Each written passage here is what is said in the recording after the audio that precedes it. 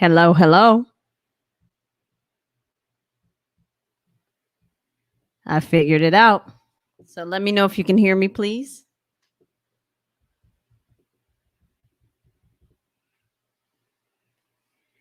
If you can, welcome.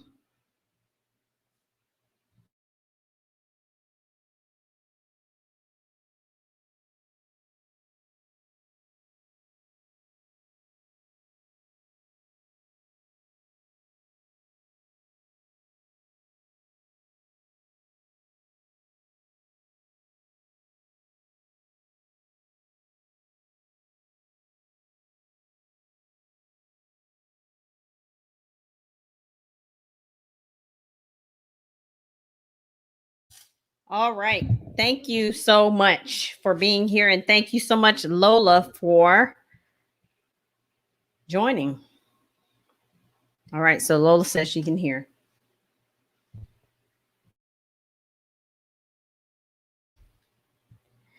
So let's get it started. Welcome to the live stream. My name is Erica, and I am also known as Swarthy Daisy here on this Kinfolk Chat channel. I wanted to come on today because I have been getting a lot of comments on my previously posted videos regarding Native American ancestry. I had Native American ancestry show up in my DNA on definitely two platforms, the two bigger ones, 23andMe and Ancestry.com.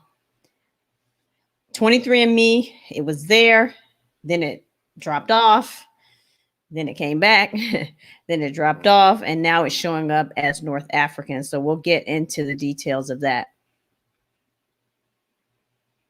I'm sorry, Ancestry was not the other kit. Ancestry actually never showed Native American DNA for me. It was actually family tree DNA. So my mom was tested on there. My great aunt, so my mom's mother's sister, was tested on family tree, and myself. And we all showed that less than 1% Native American DNA. So again, I wanted to come on so that I can just give you guys the backstory behind this Native American ancestry. And I know that it has been rumored in my family that we had Native American ancestry. They couldn't like point to who exactly it was, but they think on the maternal line, so my mother's mother line. And that's who I'm going to talk about a little bit today in the first part of this presentation. So if y'all have any questions or any dialogue, make sure to leave it in the comment section.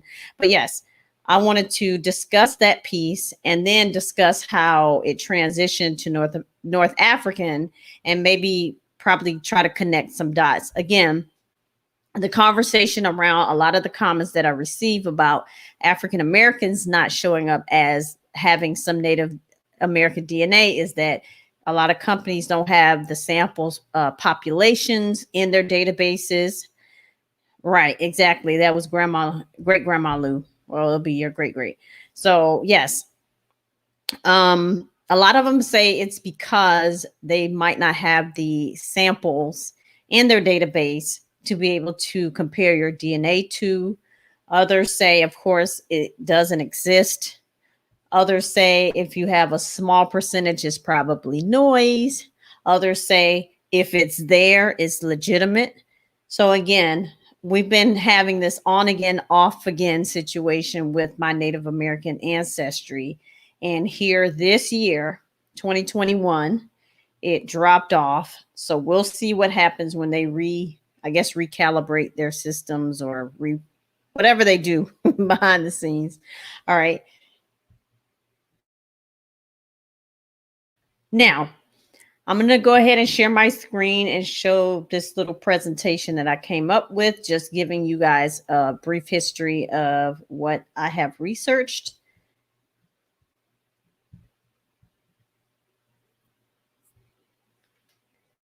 So if you can see that fine, let me know. Give me a thumbs up.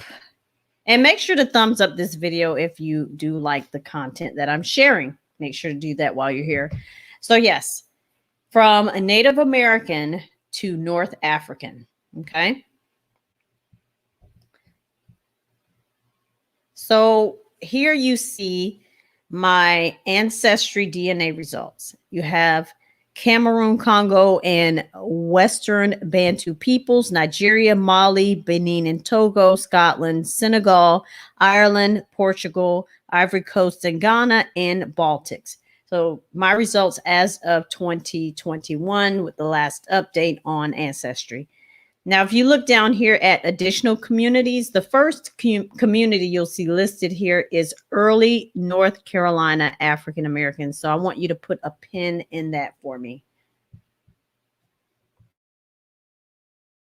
because we will come back to it.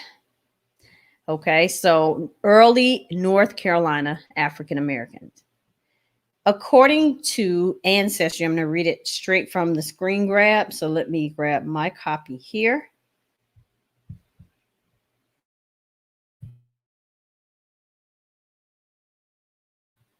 It says, community history. Most African Americans in this community can trace their ancestry back to West Africa and present-day Republic of Cameroon, the Republic of the Congo, Ivory Coast, Ghana, Nigeria, Benin, and Togo over a 200-year period.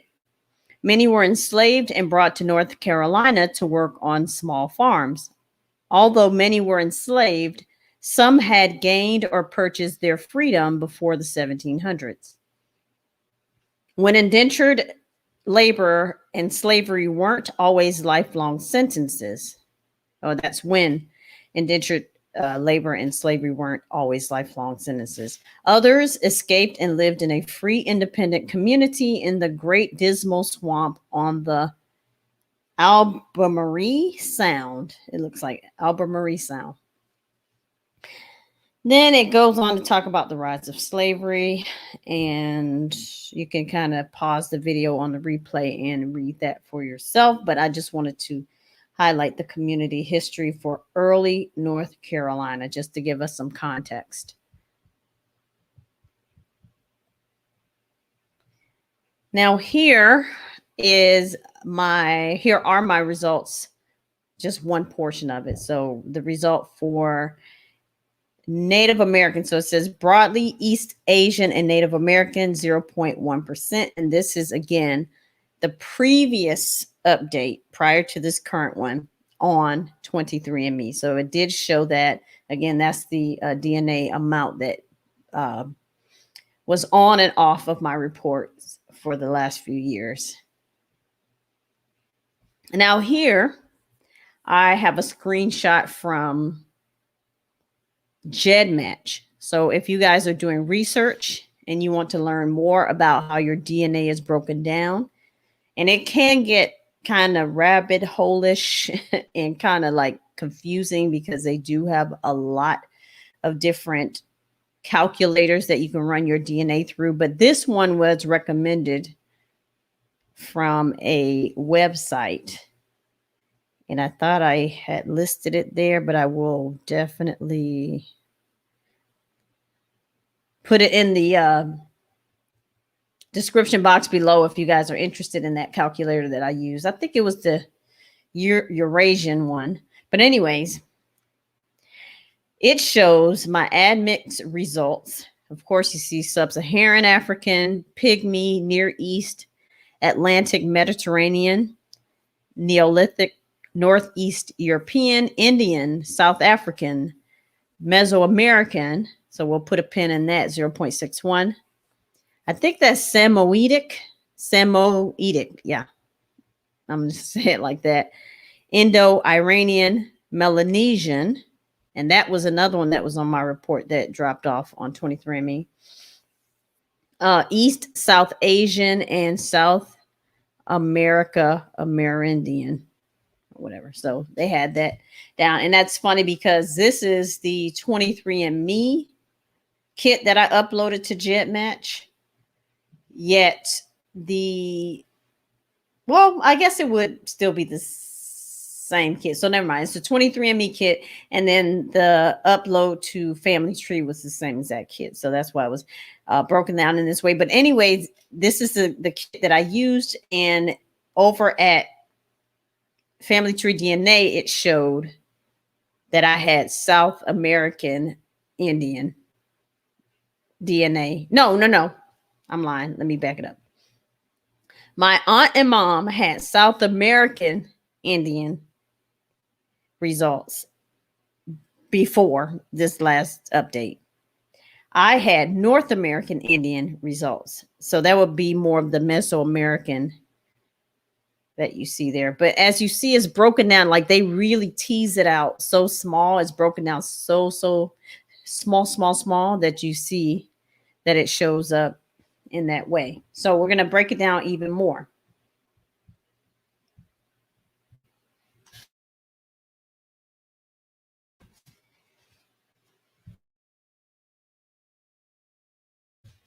Here we have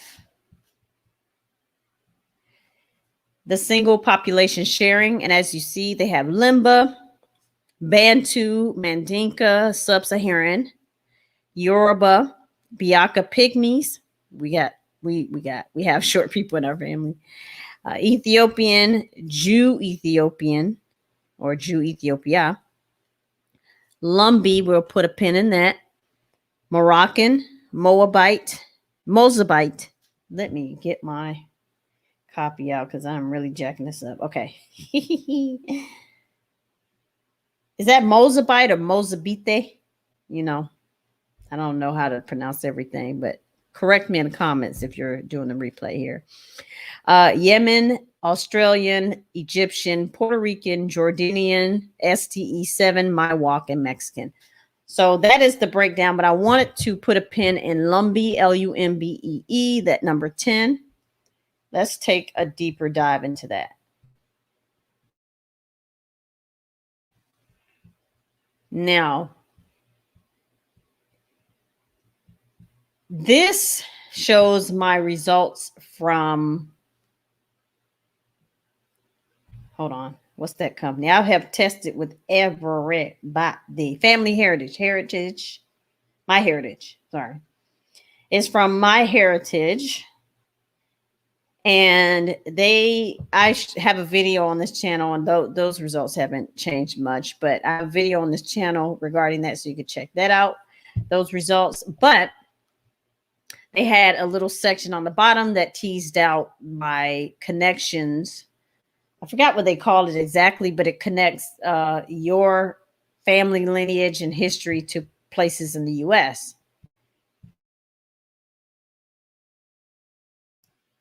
So those places were so I had Georgia, South Carolina on one of them. My second population was North Carolina, number 6, Alabama, Mississippi, Louisiana, Tennessee. Then it breaks it down as Robeson, North Carolina, Virginia, New England, and North Carolina, number 1. Let's put a pin in Robeson, North Carolina.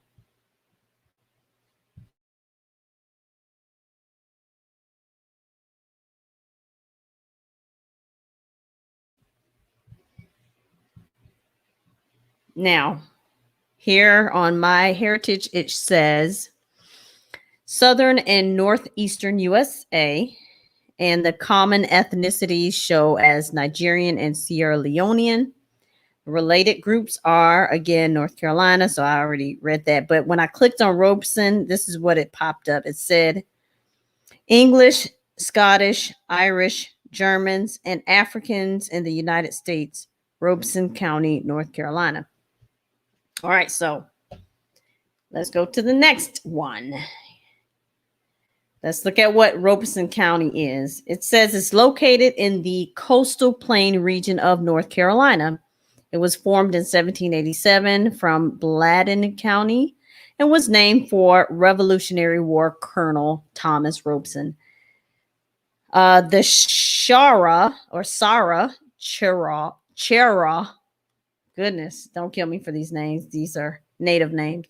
And as you see, Lumbee were the area's earliest inhabitants, followed by the Scottish, English, Welsh, and French settlers.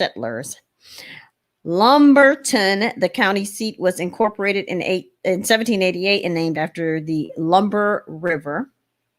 And then they go on to talk about the other counties found in the area. But yes, I wanted to highlight that according to my heritage, one of my subgroups is North Carolina. As we saw, North Carolina was also highlighted as one of my subgroups on Ancestry.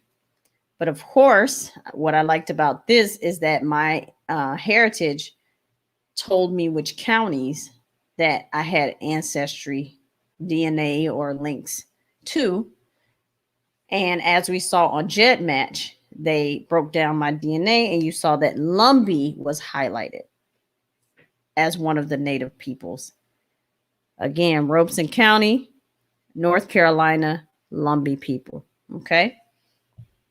I could be reaching here, y'all. So if I'm reaching, please let me know in the comment section if you're watching this replay. But yes, these are the connections that I'm making. I do know that on my maternal line, the North Carolina, that's pretty much where that North Carolina comes from, the maternal line. I do know that for sure, based on my research.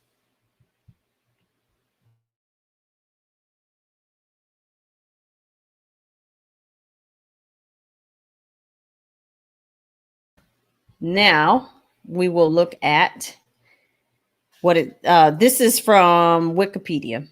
So more on the Lumbee Indians. And again, I covered this on a previous video, but it says the Lumbees of North Carolina, a state recognized tribe, constitutes more than one half the state of North Carolina's indigenous population.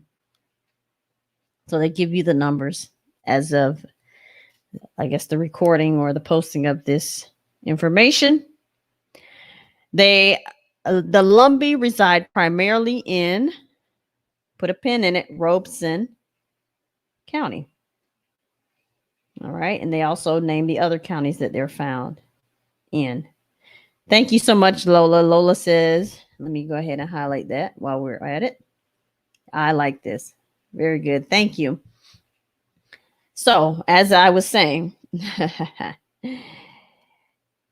it says out of that population, so you kind of look at the numbers, it says most identify as Lumbee.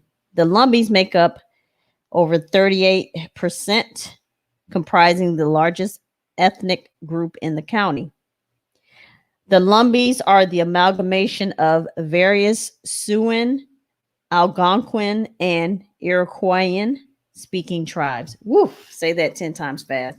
But those are native names. I've heard them before. I need to be better at this, but I'm just trying to do what I do. But as you see, these groups kind of make up the Lumbees. So if you have North Carolina roots in this area, then likely the Lumbees would be a group that you would be associated with. Again, not definite, but likely. And as you see, all of these three groups of natives are what Lumbee are comprised of. So they're kind of like mixed, basically. And let's see, it goes on to say, Lumbee comprised the largest non-federally recognized tribe east of the Mississippi River and the 9th largest non-federally recognized tribe in the U.S. Several majority Lumbee communities are located within Robeson County. Okay, so again, that is the connection. Without the DNA piece there anymore, but it is there. Again, GEDmatch said, here's Lumbee. I told you that a long time ago. I covered it in a video some time ago. And then, of course, some people say, oh, no, that's not real. That's fake. DNA tests are fake. Humans are fake. We go down a rabbit hole when it comes to that. But I kind of knew this for a while. But again, every time these companies recalculate the results, you're going to see changes. So, and that's also something that I heard at a recent conference that was held online, and one of the ladies did kind of cover that you're going to see DNA change from update to update. So again, that is another piece of evidence. Again, I'm showing you guys too, if you're watching a replay here, that if you feel like you have DNA or ancestry that's native, I'm setting the example to let you know that these are some strategies that you can use to try to make those connections. There are also Dawes rolls that you can check. If you have bona fide Native American ancestry, you can say, okay, well, they lived in wherever they lived, and you can verify that they lived in that area and were on the reservation. Of course, you can use other methods to research. Next, let's look at our North African DNA. So again, the calculators, the databases are saying, you got less than 1% Native American, and you also have North African going on in you as well. So it's showing up, it's here, Africa strong. So let's look at what we have here, some of the evidence points. And again, in the comment section, if you guys feel like I'm off somewhere, I'm here to have a dialogue. Really, I'm here to get some help and pointers from you all too, because you guys leave really excellent comments on this channel. So I figured let's just go ahead and put something out there and you guys steer me in a direction to make sure I am on point, because I don't want to share anything that's false either. Now, these DNA results are from 23andMe. So this is my DNA. And as you see, the trace ancestry that used to be Native American is now showing up as 0.1% North African. Okay, so this is me.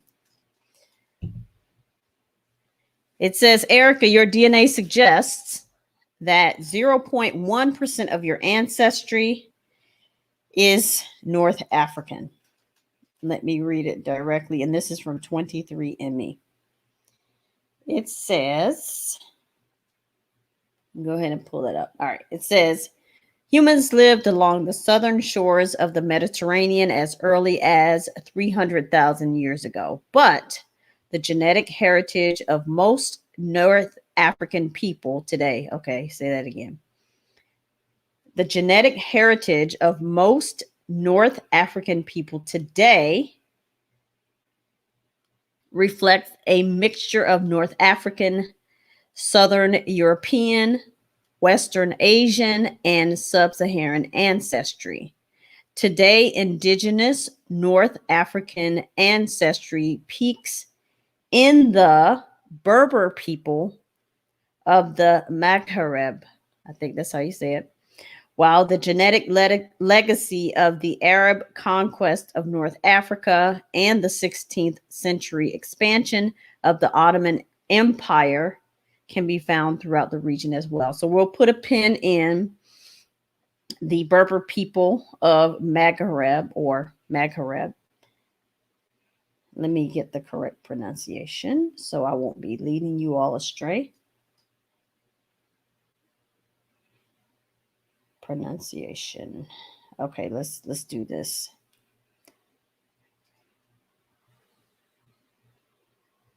Okay. Maghreb. Okay, it says Maghreb, but I don't think that's how you say it. Hold on, let me go to YouTube real quick and see what I have here. How to pronounce it. All right, there we go. Let's see.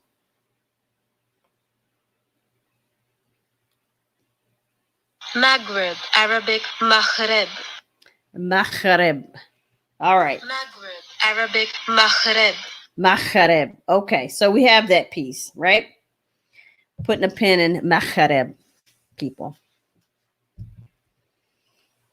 Now, here are my brother's results from Family Tree DNA. So I did cover his results in a different video. So if you want to see that, make sure to check my channel. But as you look down, it says less than 1% Middle East, and North Africa. You have North Africa, and then you have less than 1% Maghreb and Egypt. Okay.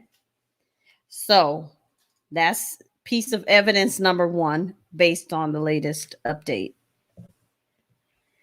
Then when you go to my great aunt, so that's my mother's sister, she also has Middle East and North Africa, and hers is Maghreb and Egypt.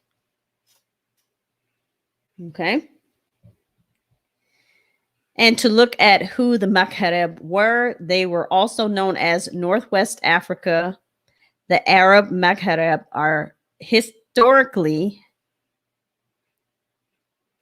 I got this from some website, I guess historically known as the Barbary Coast, is the western part of North Africa in the Arab world. The region includes Algeria, Libya, Mauritania, goodness help me, Morocco, and Tunisia. Okay. So that's that area is covered and shown as Northwest Africa. So again, I have North African DNA. It's tied to the Arab peoples. It's linked to the Barbary Coast. It's the western part of North Africa. And again, it's in the Arab world.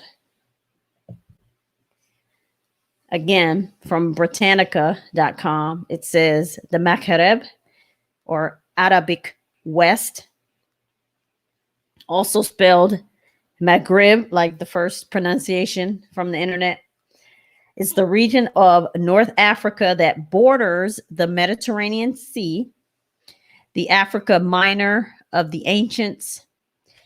It at one time included Moorish Spain and now comprises essentially the Atlas Mountains and the coastal plain of Morocco, Algeria, Tunisia, and Libya. So again, giving you more of a breakdown, giving you a regional reference as to where this area is and what it covers. Now, I also dropped in there more about the Mozabite people, and they are a Berber ethnic group inhabiting the Mzab natural region in the northern Sahara in Algeria, and they speak Mozabite Tumzabat, I guess that's how you say it, one of the Zenati languages in the Berber branch of the Afro-Asiatic family. Many also speak Maghrebi Arabic as a second language. So that's based on Wikipedia. And then I broke down Afro-Asiatic. So it says it's also known as Afrasian or Hamito-Semitic or Semito-Hamitic, a large language family of about 300 languages that are spoken predominantly in the Middle East, North Africa, and the Horn of Africa, and parts of the Sahel. Now, I wanted to include my results from JetMatch again, because here you see Mozabite in the results. That's number 12. And it kind of covers some of that East Africa too. It talks about number 7, Ethiopian, 8 and 9 is Jew Ethiopia. Skip down to 13, you have Yemen, you have 15 Egyptian, 17 Jordanian. All right, so again, that is just another overview of some of the small percentages of DNA that's sprinkled within the results. Now, Moors, who are they? Moors, according to nationalgeographic.com, came to mean anyone who was Muslim or had dark skin. Occasionally, Europeans would distinguish between black Moors and white Moors. One of the most famous mentions of Moors is in Shakespeare's play, The Tragedy of Othello, the Moor of Venice. So, Black people were everywhere before slavery. So, slavery wasn't the beginning of Blackness a lot. Despite what we're taught in school, African people have been all over the world doing all kinds of things, from business and commerce to science, mathematics, and bringing their culture to other cultures around the world. So, this again reflects the movement of the Moors. And I'll kind of make a connection to that. So, we're going to put a pin in Moor, right? And let's go to the next. So, again, back to my ancestry DNA results. And as you see here, again, I have Portugal, 1% in my results. So I'm trying to make a connection, like how does Portugal play into this whole thing? Now, it could be, if I go back to my 23andMe results, you'll see that I have Angolan DNA from Angola in Africa. They speak Portuguese, so it could be some of that, remnants of that. Or could be the Moors. Let's see. Now, this is also from Ancestry, and it says the Moors invaded in the early 700s, and southern Portugal became a Muslim stronghold. Pockets of resistance in northern Portugal held off the invaders and managed to retain some self-rule. It says the climate in the northern wetlands may have helped. The Moors tended to prefer the southern climate, which was more like their homelands in North Africa and the Near East.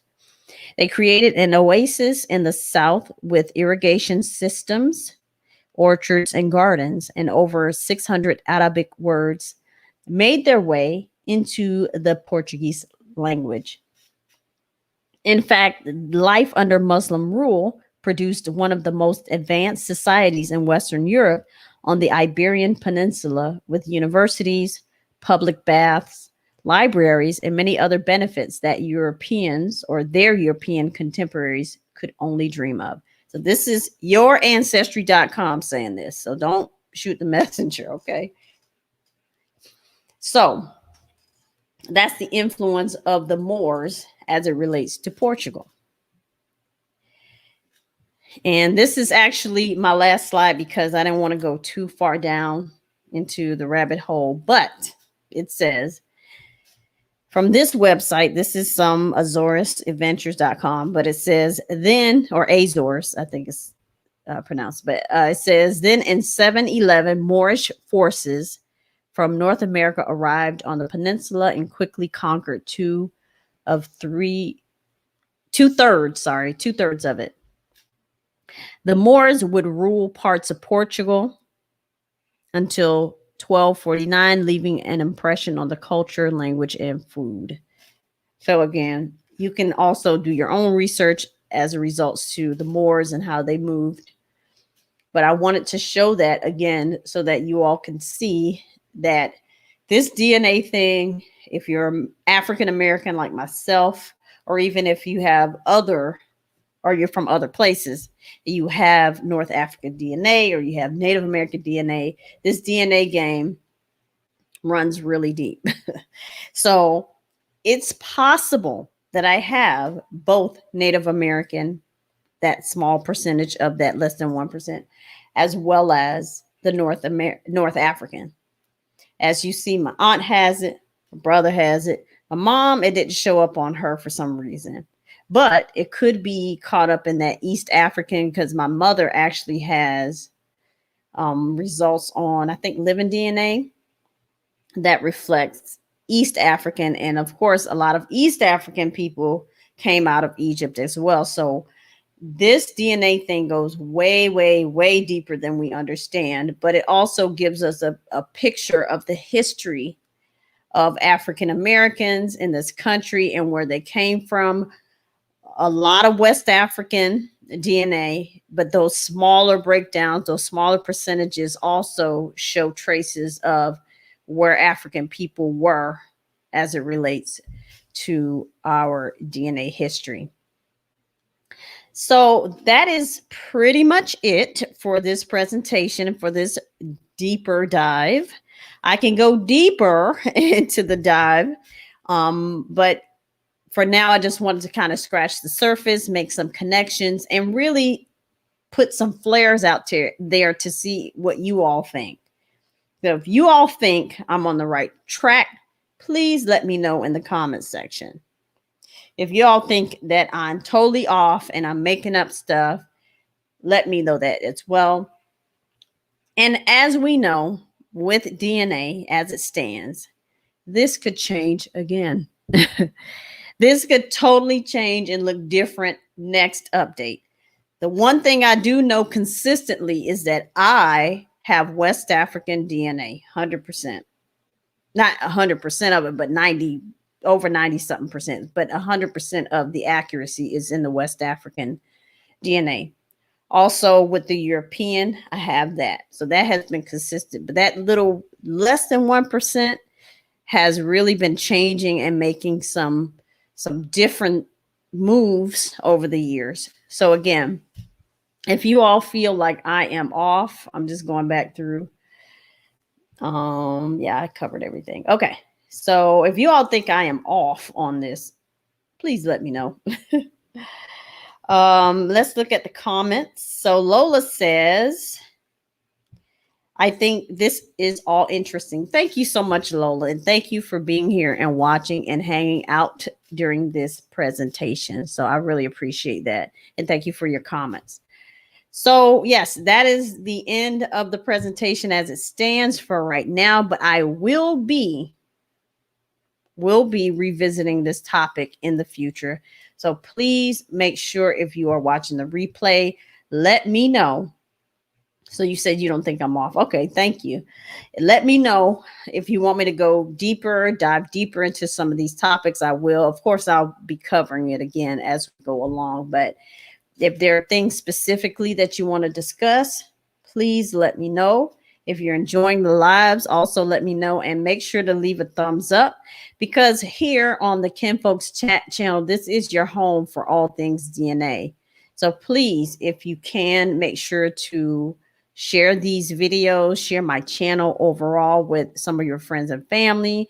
And together we can come up with solutions and we can crowdsource these answers to these burning questions.